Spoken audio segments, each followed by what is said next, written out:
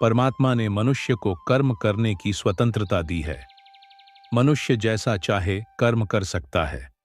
अच्छे या बुरे कर्म मनुष्य की विवेक शक्ति के ऊपर निर्भर करते हैं।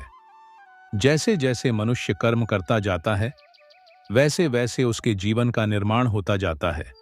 परंतु परमात्मा ने मनुष्य को केवल कर्म करने की स्वतंत्रता दी है। कर्म का फल देना ईश्वर के अधीन है।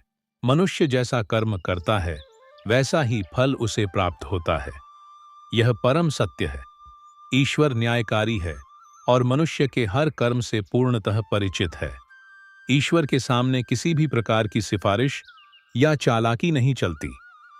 कलयुग में भले ही लोग रिश्वत देकर अपने कार्य सिद्ध कर लेते हों, लेकिन भगवान को कोई रिश्वत नहीं दे सकता। इसलिए ईश्वर को पूर्ण न्यायकारी कहा गया है।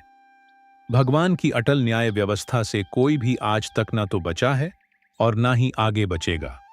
अच्छे कर्म करने वाला व्यक्ति निडर रहता है, जबकि बुरा कर्म करने वाला सदैव भयभीत रहता है। उसके मन में हमेशा यह चिंता बनी रहती है कि कहीं उसके बुरे कर्म उजागर ना हो जाए। लेकिन जैसे ही उसके बुरे कर्म सामने आते हैं, तो उसे उसके फलों का सामना करना पड़ता है। ईश्वर ने सभी प्राणियों को अपनी इच्छानुसार कर्म करने की स्वतंत्रता दी है। कोई भी प्राणी कभी भी अपनी इच्छानुसार कैसा भी कर्म कर सकता है, लेकिन उसे यह याद रखना चाहिए कि उसका हर कर्म उसे वैसा ही परिणाम देगा। इन कर्मों की आजादी के कारण ही जीवन में नयापन बना रहता है। यदि कर्म करने की आजादी ना हो, तो जीवन में से को जीवन जैसा कुछ भी नहीं रहेगा। इसी आजादी के कारण मनुष्य पाप पुण्य या मुक्ति में गति कर सकता है। कर्मों की इस आजादी के कारण हर मनुष्य को अपना अपना फल मिलता रहता है और मनुष्य उसको भोगता रहता है। इसी कारण इस संसार में इतने अलग अलग सोच के लोग हैं। इसलिए भगवान श्री कृष्ण जी भगवत गीता में कहते हैं कि सभी प्राणी कर्म करने के लिए स्वतंत्र है। मनुष्य कई प्रकार के कर्म करता है, जिनमें अधिकतर कर्म बांधने वाले होते हैं। बांधने का अर्थ है अपना फल देकर व्यक्ति को जगत में फंसाए रखने वाले होते हैं, क्योंकि यह कर्म आसक्ति और अहंकार से किए जाते हैं। वही कुछ दूसरे प्रकार के कर्म होते हैं, जिनमें हम कर्म तो करते हैं, लेकिन उनका फल हमारे चित्त में इकट्ठा नहीं होता। ऐसे कर्मों को करने की तकनीक भगवान श्री कृष्ण बताते हैं कि कर्म ऐसे किया जाए कि उसके फल में आसक्ति ना रहे।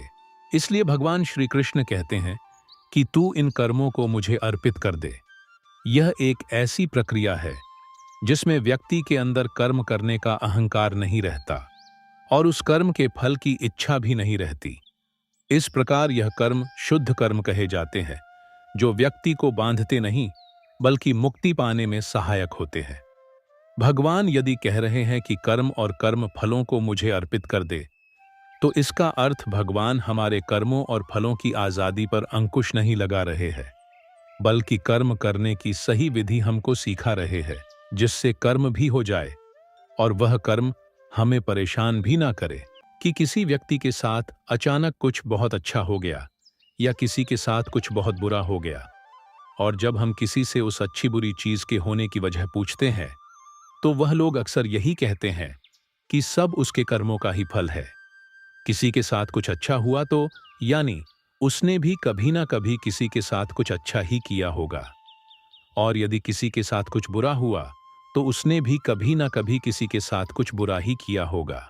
दोस्तों, कर्मों के फल से कोई भी मनुष्य कभी नहीं बच सकता। आज नहीं तो कल हमारे कर्मों का फल हमें मिलता अवश्य ही है। अगर आप हमारे चैनल पर पहली बार आए हैं तो चैनल को सब्सक्राइब भी अवश्य करें। साथ ही बेल आइकन को ऑन करें ताकि हमारे हर नए वीडियो की सूचना सबसे पहले आप तक पहुंचे। अगर आप भगवान श्री कृष्ण के सच्चे भक्त हैं तो कमेंट बॉक्स में लिखिए जय श्री राधे कृष्ण। मनुष्य पूर्ण ज्ञानी नहीं है, इसलिए वह कर्म फल को ठीक से न समझकर भाग्य को कोसता रहता है। विधि के विधान के अनुसार कर्मों का फल कब, कैसे, कहाँ और किस रूप में मिलता है, यह कोई पहले से नहीं बता सकता। लेकिन यह तो तय है कि अच्छे कर्मों का अच्छा फल जरूर मिलता है और बुरे कर्मों का बुरा फल। ऊपर वाले की लाठी में आवाज नहीं होती, पर पड़ती जरूर है। अगर आप किसी को नुकसान पहुंचाकर या फंसाकर जाओगे तो आपका भी नुकसान होना ही है, इस जन्म में नहीं तो अगले जन्म में।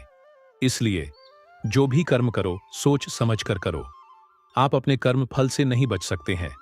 आप जहां भी जाते हैं, जो कुछ भी करते हैं, आपके कर्म ही आपको शांतिपूर्वक देख रहे होते हैं। किसी भी दिन आपको आपके कर्म का फल पृथ्वी पर वहन करना ही होता है।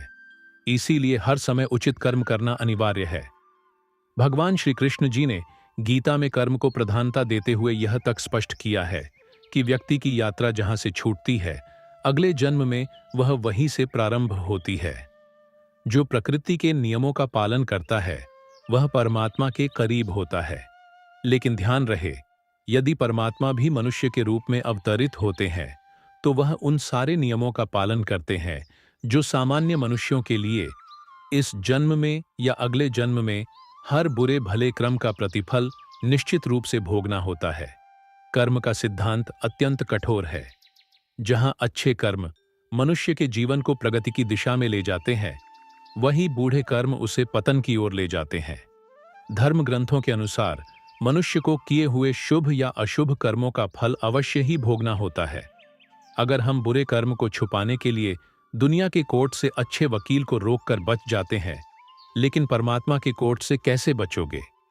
वहां पर किसी भी वकील की बहस नहीं चलती और ना ही किसी की सिफारिश चलती है। ईश्वर ने जो कर्म के नियम बनाए हैं उसमें कोई गलती नहीं होती है। कोई भी कर्म करो उसका फल हमें मिलता ही है। कर्म के नियम में किसी भी वकील या फिर जज की सिफारिश नहीं चलती। जब तक हमारे पुण्य कर्म का फल हमारे साथ है तब तक सही है। लेकिन हम जो बुरे कर्म या दुष्कर्म करते हैं वह तो वक्त आने पर ही फल देता है। इसलिए कर्म करने से पहले हमें सोचना चाहिए। कर्म हो जाए इसके बाद उसके फल से भागना व्यर्थ है। व्यक्ति जो भी कर्म करता है उसका फल पाने के लिए उसे तैयार रहना चाहिए। कई कर्म ऐसे होते हैं जो हंसते हंसते किए हो, लेकिन उसका फल रोते रोते भुगतना पड़ता है। यह एपिसोड पसंद आया हो तो कृपया हमारे चैनल को सब्सक्राइब करना ना भूलें। सब्सक्राइब करने से आपको हमारे सभी नए एपिसोड्स की जानकारी सबसे पहले मिलेगी।